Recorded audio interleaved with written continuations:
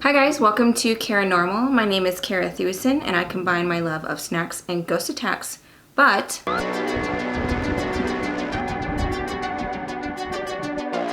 before we get into today's stories, if you're a fan of the strange, dark, and mysterious delivered in story format, then you've come to the right channel because we upload 2, even 3 times a week. Please replace all of the like button socks with the kind that always slips down inside of your shoe. Please offer to house sit for the like button, and while you're there, split all of their 2-ply toilet paper into 1-ply. Alright, if you don't know who MrBallen is, that's who I am. Go check out his channel. He's one of the best YouTubers out there. He is the best storyteller out there, way better than I am, of course. Yeah, so go check out MrBallen. Alright guys, I can't stay in that costume all day. I have a lot of things to do, and as handsome as John Ballen is, I am not handsome as John Ballen. So today's ghost stories take place in hospitals. Healthcare workers go through a lot, especially these past couple years with COVID and hospitals being completely full. My mom is an RN and in Houston. And when there's a hurricane, she's sometimes stuck at the hospital for multiple days without being able to come home. So needless to say, they do go through a lot and they are underpaid for what they have to do, especially with today's stories. Story number 1 we'll call The Running Water.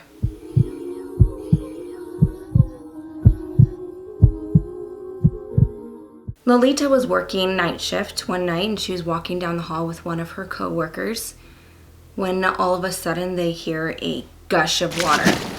So they look at each other and they're confused and inquisitory, so they go and inspect what that could have been.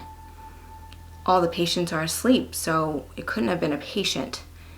So they go to the restroom where they heard it, and fun fact, this restroom can only be accessed by key. So it was locked, so she takes her keys out and she unlocks it, and she sees that the water in the bathtub is on full blast. So she's thinking, wait a second, how did anyone get in here? I just used a key, I just heard it turn on, and no one's here. So she goes and she turns the water off. So Lolita looks at her coworker and she's dumbfounded. How could this be? They had a clear line of vision of this restroom as they were walking when they heard the water turn on. It's only accessed by key, and they didn't see anybody run in or out. Again, they can have a clear vision of this bathroom. So she turns to her coworker and she's like, how did this happen? How could this be? What's going on? And her coworker says, well, a lot of strange things happen on this floor. There's lights that turn on and off. There's things that move right in front of your very eyes. And things like this where the water just turns on its own. Our next short story is called They're Still Here.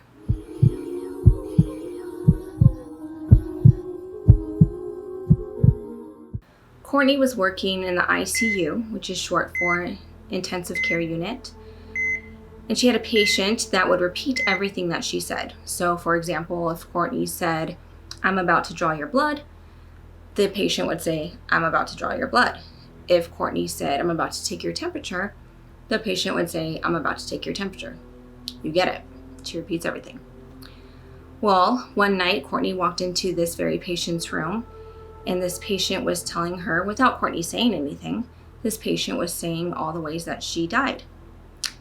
For example, she said, I died of a narcotic overdose. She said, I died on a sunny Sunday afternoon. She said, I died from taking too much insulin. So this was strange because no one was in the room. She repeats everything that's said to her, and Courtney certainly didn't say those things. So Courtney was confused, and the patient started to look up, and the patient said, they're still here, referring to whoever told her these things. Spirits, maybe? Ghosts? I don't know. What do you think? Anyways, Courtney, of course, ran out of that room, terrified. Courtney went on to say that she had another patient that would ask her anytime she walked in the room, the patient would say, what time is it? What time is it? What time is it? All night. One day she walked in and the patient, of course, said, what time is it? And she said, it's 3:33 in the morning. And this patient said, it's the witching hour. And of course, with Courtney's experience and these spooky stories that she has, she, again, ran out of that room. But I thought it was interesting because if you listen to some of my other uploads, like A Paranormal Dream, things like that, where I talk about my friend Tiffany, who is a medium, she says that a lot of the times, most of the time, spirits come to her in the early morning hours. So, is the witching hour when spirits come and talk to you and visit you? I don't know. What do you think? Comment down below. Our next short story is called The Man in the Room.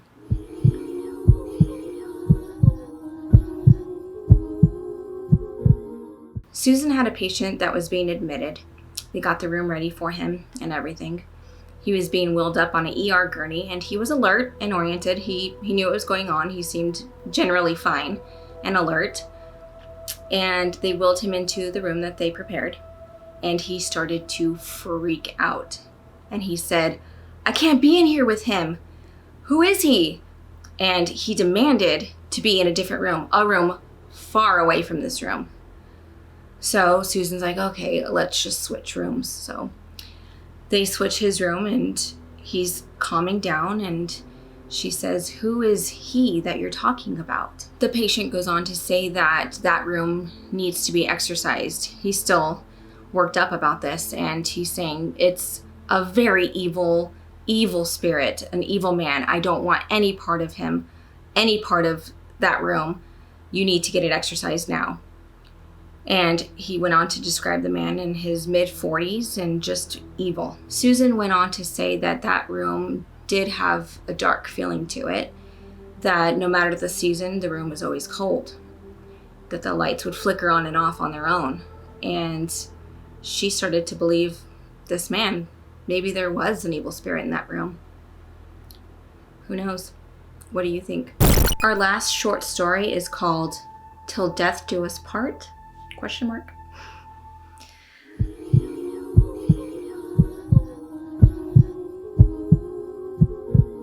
One evening, Kaylee was working at a long-term care facility, and she was walking down the hall. It was about 1 a.m, and she sees this elderly man leave the room and walk out the door. So she goes into that room because she knew the patient, and the patient was a woman. So she goes into that room and she says, "Who are you talking to? Who was just here?" And this patient is 102 years old. And she says, "Oh, my husband always comes and visit me late at night. And he just left." So Kaylee says, "Oh, okay, cool." And she goes and she talks to her coworker about this. And the coworker says, her husband died about 20 to 30 years ago, so it couldn't have been her husband. Kaylee, of course, was freaked out at this point, and she says, "I swear I saw a man walk out of that room. This woman said it was her husband. She said I could describe what he was wearing from the pants to the hat."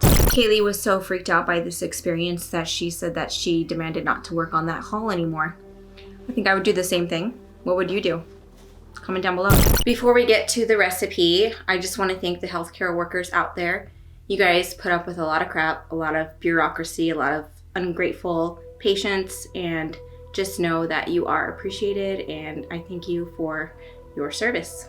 All right, guys, time for the recipe, but I gotta be honest, I'm kind of freaking out because I posted on my Instagram story my impersonation of MrBallen, and he took notice of it and reposted it, and then he sent me a really kind message with the laughing emoji and telling me that he can't wait to watch and that I did a great job impersonating him. So that's all I'm thinking about today. I am kind of, I'm freaking out. But for today's recipe, really all you need to do is buy some donuts, the kind with the hole in the middle, like a glazed donuts. I will say that Krispy Kreme has the best glazed donuts, and if anyone wants to challenge me, I can eat probably the most glazed hot, they have to be hot, glazed donuts out of anyone I know. So the challenge is out there. Glazed donuts, you can get the chocolate kind too, I don't care. You will need vampire teeth. I have these in green, orange, black, and purple, but you could just get the white ones. You would need candy eyes. I have these huge ones. But you can use chocolate chips, frosting, whatever you have on hand. If you want to do the vampire V for the donut, the hairline, I would get the black decorators frosting. And then optional is blood glaze for the teeth.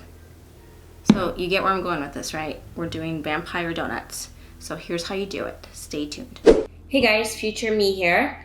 I went to Krispy Kreme this morning, seen here, and I got our beloved donuts. So I'm gonna show you how to do this. All you need is your black icing to do upside down triangle on the top of the donut to do the vampire hairline. And then fill in that triangle with your black icing. Oh, and do 2 dots where you want the eyes placed.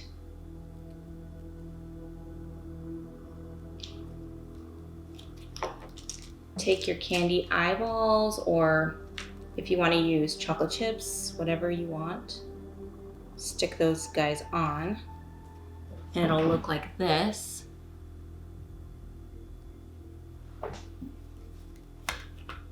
Take your vampire fangs.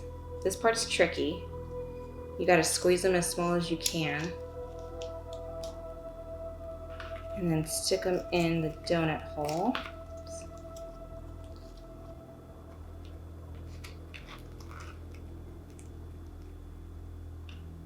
And it's pretty funny. This is how they look. Pretty cute, huh? And that's the recipe for this week. All right, back to regular programming. I hope you enjoyed today's stories and today's recipe. If you have a story of your own that you want to submit, then I would love to hear it. And if you're not subscribed, go ahead and subscribe. And if you like this kind of content, then I suggest you Please beg the like button to have them give you their secret chocolate chip cookie recipe, and then when they finally cave and they do give it to you, immediately post it on Facebook with the caption, "Here's my chocolate chip cookie recipe." I hope you have a great week, and I will see you next time. Bye, guys.